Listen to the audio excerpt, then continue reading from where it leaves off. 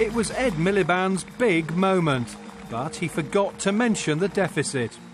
The glaring omission from his conference speech badly damaged his credibility.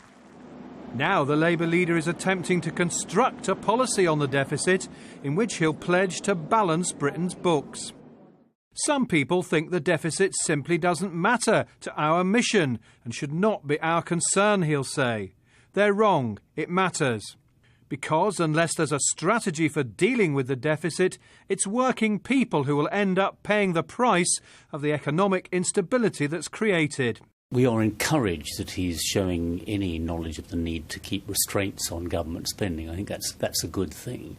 But I think all parties now recognise that government spending needs to be reined in. The public sector just can't keep growing and leaving vast debts to our children and our grandchildren.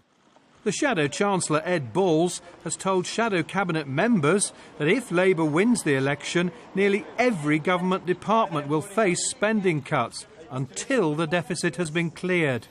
That's great. Really nice. It's a bold pledge, since polls suggest Labour is less trusted on the economy than the Conservatives. A poll last week suggested 43% of people think they'd be better off under David Cameron and George Osborne, while only 32% believe they'd do better under Mr Miliband and Mr Balls. The Conservatives are seen to be a party of economic credibility, and actually Labour is much more strong on issues to do with the NHS and other social issues.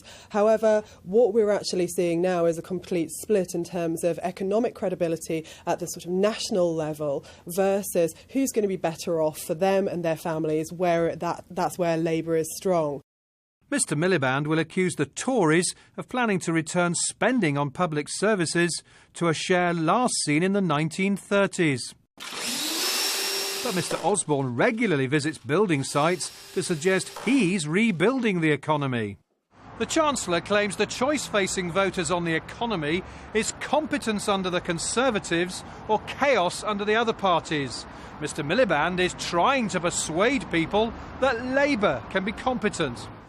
But it's a tough challenge, because the Tories frequently say, why give the keys back to the people who crashed the car? John Craig, Sky News.